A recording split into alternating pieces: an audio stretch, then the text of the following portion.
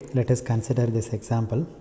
Now I would like to inquire about the Fourier transform of e to the minus at times u of t plus e to the plus at times u of minus t.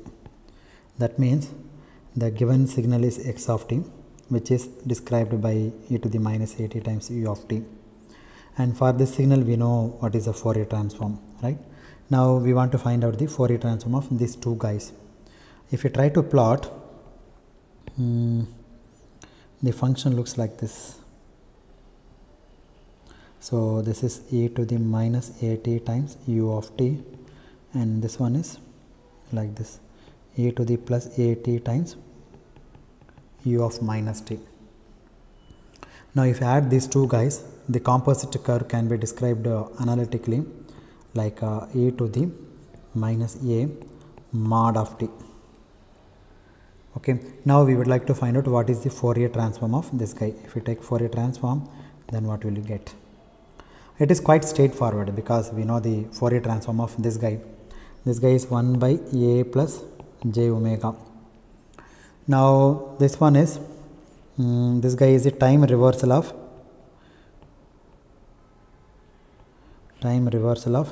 this guy, right? So this is e power minus at u of t. If you take the time reversal of that, then you will get e power at u of minus t. This has the Fourier transform of 1 over a plus j omega. If you take time reversal, minus j omega, so 1 over a minus j omega. That's it, very simple. Okay, so therefore the right hand side has a Fourier transform of a plus j omega, and the left hand side has the Fourier transform of a minus j omega. So therefore the e to the minus at u of t plus e to the plus at times u of minus t has the Fourier transform of 1 over a plus j omega plus 1 over a minus j omega. If you take LCM, then simplify this, then a square plus omega square. Easily you can find out. Now the essential motivation, one second, a to the minus a mod of t. If you take Fourier transform like this, you will get. Now the essential motivation for our study of the various properties of the Fourier transform is what? To find a shortcut.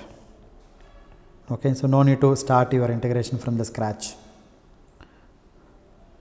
Okay, to find a shortcut for Fourier transform, instead of every time applying the formula like integral of x of t times e to the minus j omega t dt, and the limit is minus infinity plus infinity. Don't do this every time.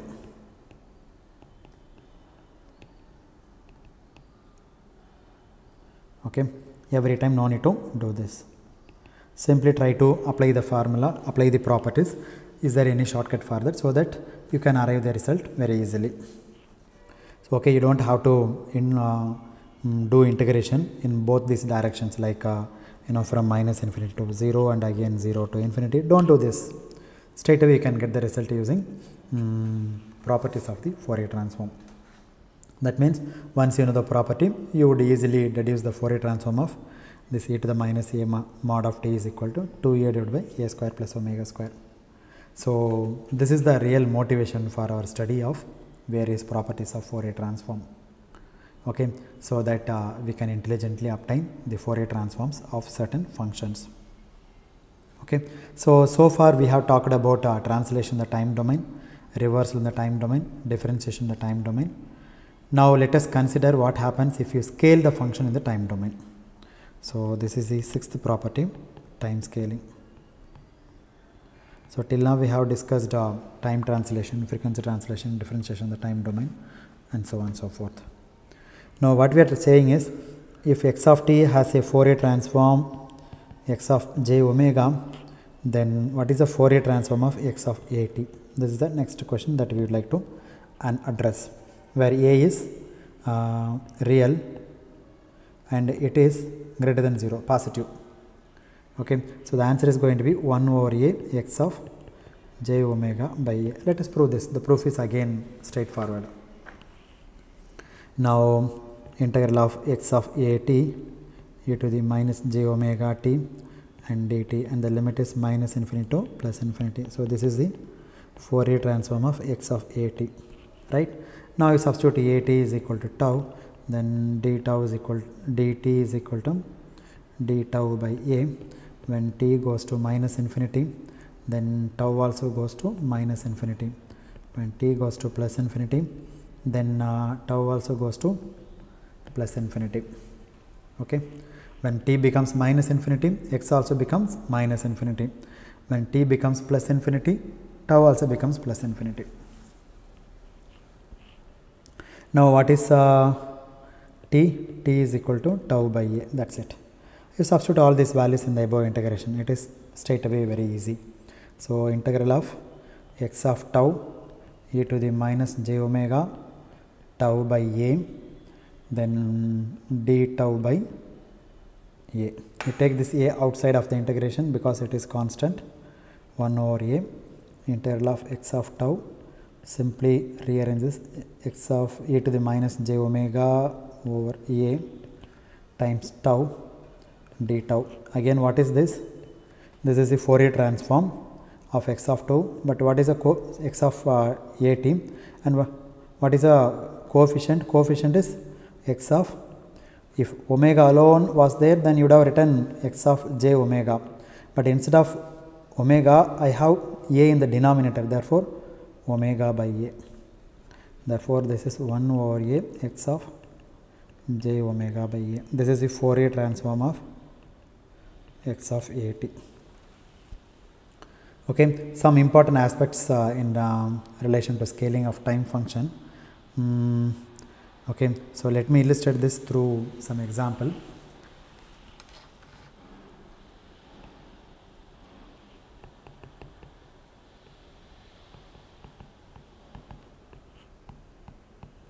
Okay, now suppose we have a time function like this, a triangular function, let's say minus d by 2 to plus d by 2, and its Fourier transform already we got it. So let us say its spectrum will be like this. This is x of j omega, take magnitude of this, and this point is a, and this will be like this.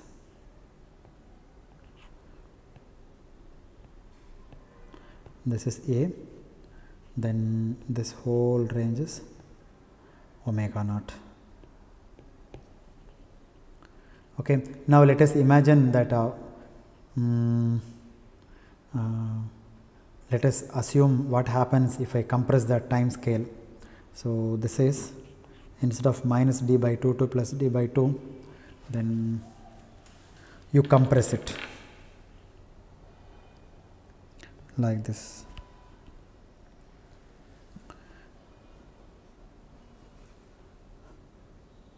Let's say this is minus d by 4 and this is plus d by 4. Again the amplitude is a. If we compress the time scale, that means the events now come closer and closer. So I have the same a, magnitude is same a, but events occur faster. So it is much bigger now. So it will be like this, like this.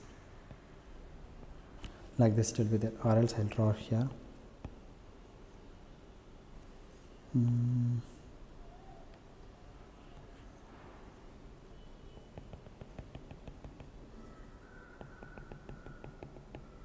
It becomes like this. Again this is a by 2, sorry. Okay, and this is a. Now it becomes like this. The duration becomes now 2 omega naught. Originally it was omega naught. Now it becomes 2 omega naught. Now originally the width was d. Now the width is d by 2. Reduce the width by 2, but the frequency will be expanded by 2 omega naught. Okay. So therefore f of at, you take Fourier transform 1 by a, f of capital F of j omega by a. So f of 2t, you take Fourier transform, this is 1 over 2, amplitude is reduced by 2, then f of j omega by 2. Okay, on the other hand, if I allow the things to take place more leisurely, so say this is very quickly occurring. Initially it was d seconds, now it is d by 2 seconds, that means it occurs very quickly. Now suppose if you allow, if you allow the things to take place more leisurely, that means what? Instead of d by 2, let me allow this guy to like this, minus d and plus d, then the total width is 2d. Now if you try to plot this guy for this, then it becomes like this. Previously it was omega naught, now it becomes omega naught by 2. Okay, sorry, omega by 2, then this also very less, omega by 2, this also very less. So if we expand in the time domain, then it will be its duration will be reduced in the frequency domain, omega contracted in the time domain, frequency domain. That's it. So what it really means is, the significance of this is that you allow certain events to become faster, then it occurs larger frequency component. Okay, so now it is faster, things are happening faster, so you need larger frequency component, 2 omega naught. That means the spectrum is spreaded out. See, look at here, the spectrum is spreaded out. Spreaded out. Okay, that means you have more high frequency component. Okay, you have more high frequency component.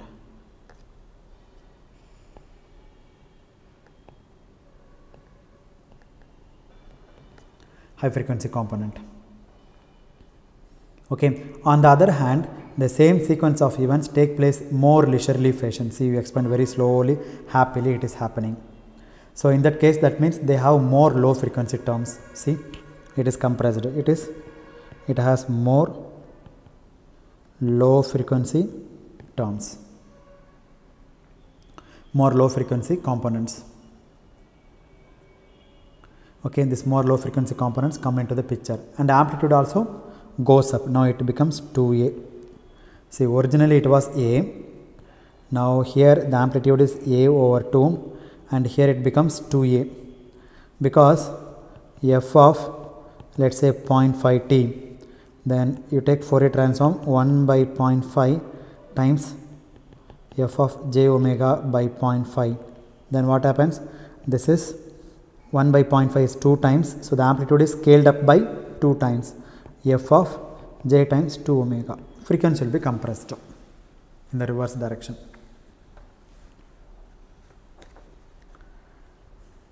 Okay, so the same sequence of events take place in more leisurely fashion. That means they have the more low frequency terms come into the picture, and amplitude also gone up by 2 times. Things which occur faster involves high frequency component. Here it is occurring very quickly. Quickly means what? Faster. So whenever things occurs very quickly or faster, then it needs large component. It involves high frequency component. See, this frequency is much higher than this frequency. You compare this guy and this guy, higher frequency, like this. Okay, so whenever things are occurring at a faster pace, which involves high frequency component, and things which occur in a slow fashion, very slowly, then it occurs very low frequency. Okay, so the slower rate of change, then you need to have smaller bandwidth as far as the information transmission is concerned. But on the other hand, if you like things to happen fast, if you have got faster changes, then we require a larger bandwidth, because high frequency components are more. So this is an important property in the information transmission, okay, which we can say information sent at a faster rate has a higher frequency component. Therefore, the channel must also have the corresponding bandwidth to handle such signals. Now, This is the thing we derived like x of, one second,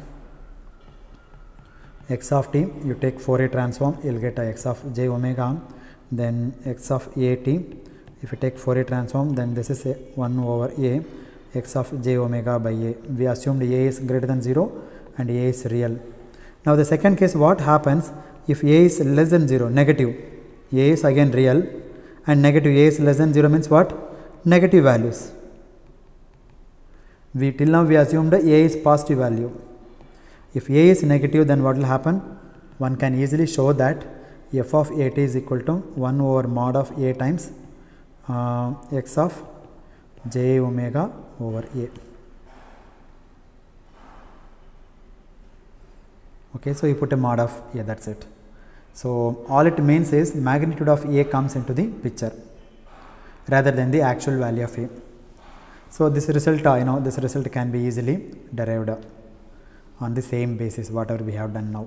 Okay, all it means is that scale factor is now depends on the magnitude of a, and even if a is negative, the magnitude depends on the amplitude depends on 1 by magnitude of a.